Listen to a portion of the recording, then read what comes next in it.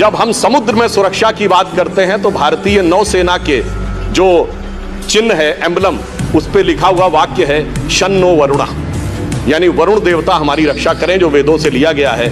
और मैंने इसीलिए कहा थोड़ा सा विषयांतर, परंतु विषय की परिधि में, इस दुनिया में एक और देश है जिसकी नौसेना के एम्बलम पर भी संस्कृत का आदर्श वाक्य लिखा है।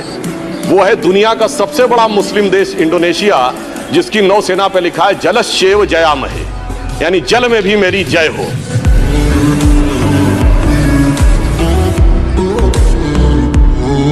ये बताइए इस धरती पे कितने परसेंट पानी है?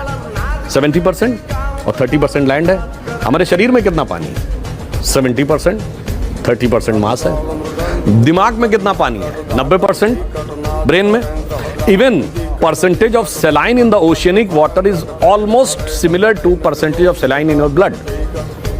अब आप ये बताइए, जब चंद्रमा का मूवमेंट होता है तो समुद्र में ज्वार भाटा आता है, तो साइंस मानती है। तो अगर चंद्रमा के मूवमेंट से समुद्र के पानी पर असर पड़ता है और हमारे शरीर के पानी पर असर नहीं पड़ता होगा, यह वैज्ञानिक लगता है? नहीं, हमें उसको नापना नहीं आता है, बस इतना है, असर तो पूरा पड़ता होगा। और दिमाग में 90% है, इसीलिए चंद्रमा मन का कारक माना गया। बहुत सी ऐसी चीजें हैं जो धीरे धीरे धीरे धीरे समझ में आएंगी। अखंड भारत आप क्या कह रहे हैं? पाकिस्तान, बांग्लादेश, इन तमाम मुल्कों को आप वापस जोड़ लेंगे, ये क्या अखंड भारत की परिकल्पना क्या है? संघ की दृष्टि में राष्ट्र एक राजनीतिक सत्ता ही नहीं है, सिर्फ जो एक पॉलिटिकल पावर से गवर्न होती है, एक सांस्कृतिक सत्ता है। इसीलिए भारत के राष्ट्रगान में पंजाब, सिंध, गुजरात, मराठा है। इंडस वैली सिविलाइजेशन का मेजॉरिटी एरिया पाकिस्तान में है, पर पूछिए पाकिस्तान की हिस्ट्री में पढ़ाया जाता भारत में। इतना ही नहीं, भारत की अखंडता का विस्तार जानते हैं कहां तक था? ये वेस्ट इंडीज कहां है? अमेरिका के पास। वहां के मूल निवासियों कहा जाता है इंडियन, रेड इंडियन। इंडिया वहां तक था। ये तो था हमारा ज्योग्राफी में विस्तार। और टाइम में क्या था? अभी हमने हिंदू नववर्ष मनाया था ना, तो किसी का तो 2100 कुछ पूरा हुआ, 2022। हमारा ब्रह्म संवत 1,97,40,29,124 1.97 बिलियन ईयर्स का स्पेस में अखंडता है।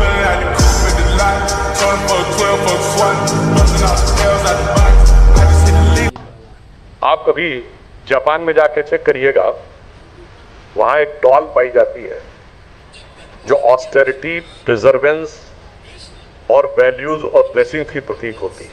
उस डॉल का नाम होता है दारुमा, DARUMA। ये धर्म का पक्ष है। अगर आप जापान में देखेंगे तो एक देवी पाई जाती है जिनका नाम है बैजेंटीन, जो व्हाइट लोटस में बैठती हैं, हाथ में उनके वीणा है और गॉडेस ऑफ विजडम मानी जाती है। इटली में एक शहर है, इसका नाम है रवन्ना, RAVANA। कुछ डिकेड पहले उसके अंदर जो पेंटिंग्स निकली हैं, पेंटिंग्स में जानते हैं क्या निकला है? कि धोती पहने हुए एक राजा जा रहा है, उसके साथ एक लेडी चल रही है और उसके पीछे पीछे एक बानर चल रहा है। एक पॉइंट आपसे कहता हूं, हम सब ने सुना होगा, थोड़ा कंट्रोवर्शियल किसी को लग सकता है। अलेक्जेंडर आया, पोरस को हराया, पोरस को बंदी बनाया, फिर पूछा कि तुम्हारे साथ कैसा बर्ताव किया जाए। जैसा एक राजा दूसरे राजा के साथ करता है, पोरस को छोड़ दिया, वापस गया। रास्ते में एक ट्राइबल ने उसके ऊपर अटैक किया, जिसमें उसको चोट लग गई और चोट लगने के बाद वो घायल हो गया और रास्ते में अलेक्जेंड्रिया में उसकी डेथ हो गई। यही हम लोगों ने हिस्ट्री में पढ़ा है ना। पहली बात, भारतीय इतिहास में अलेक्जेंडर के आक्रमण का कोई उल्लेख नहीं है, सारा उल्लेख ग्रीक हिस्टोरियंस की तरफ से। दुनिया में कोई और उदाहरण आपको याद है जब जीतती हुई फौज वापस चली गई हो? और अलेक्जेंडर जो मैसिडोनिया से लेकर पर्शिया तक जिस राजा को जीता, उसका सर धड़ से अलग कर दिया, और यही उसके हृदय में इतनी करुणा उत्पन्न हो गई कि उसने पोरस को छोड़ दिया। हकीकत ये रही होगी, लॉजिकल ये है कि अलेक्जेंडर हारा होगा, बंदी बनाया गया होगा, पोरस ने उसको छोड़ दिया होगा, और हारी हुई फौज पे ट्राइबल्स अटैक करते हैं। रामायण और महाभारत दोनों का अंत कहां पे होता है? रामायण का अंत भगवान राम के राज्याभिषेक पे नहीं होता। जब अश्वमेध यज्ञ का घोड़ा लवकुश पकड़ लेते हैं, भगवान राम की सारी सेना को परास्त कर देते हैं, भगवान राम स्वयं युद्ध करने के लिए आते हैं, तब सीता माता आके कहती हैं युद्ध मत करो, ये तुम्हारे पिता हैं। तब भगवान राम अपनी गलती पर पश्चाताप करते हैं, उनसे कहते हैं कि आप वापस चलिए। सीता जी नहीं जाती हैं और धरती में समा जाती हैं। This is the end point of Ramayan.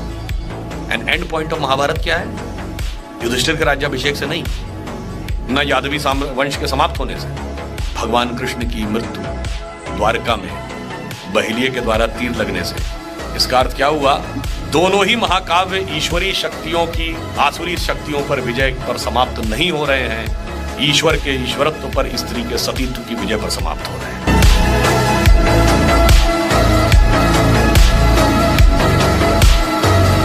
एक बार एक सज्जन हमसे डिबेट में कहने लगे कि साहब हम तो काल्पनिक मानते हैं। तो एंकर ने कहा भाई ये तो काल्पनिक मानते हैं, मुस्लिम थे वो। तो मैंने कहा कि मैं इनकी बात से सहमत हूं। हमने कहा 4 भाई थे, राम लक्ष्मण भरत शत्रुघ्न, और राजा दशरथ उनके पिता थे।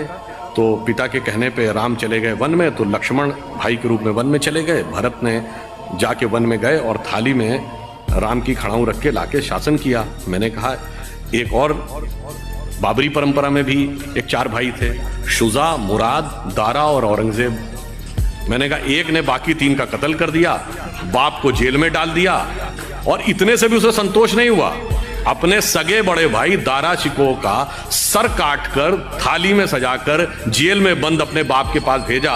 तो मैंने कहा जिन्होंने थाली में भाइयों के कटे हुए सर देखे हों, उन्हें थाली में रखी हुई भाइयों की खड़ाऊं कल्पना ही लगे। बहुत बड़े लोगों में से एक है, और दुनिया में अभी तक साइंस की जो सबसे बड़ी खोज अभी तक 21वीं सदी में हुई है, सर्न लेबोरेटरी में 4 अप्रैल 2012 को जो हिग्स बोसॉन खोजा गया, जिसको गॉड पार्टिकल कहते हैं, उसकी लॉबी में नृत्य करते हुए भगवान शिव की नटराज के रूप में मूर्ति लगी है। और सुनिए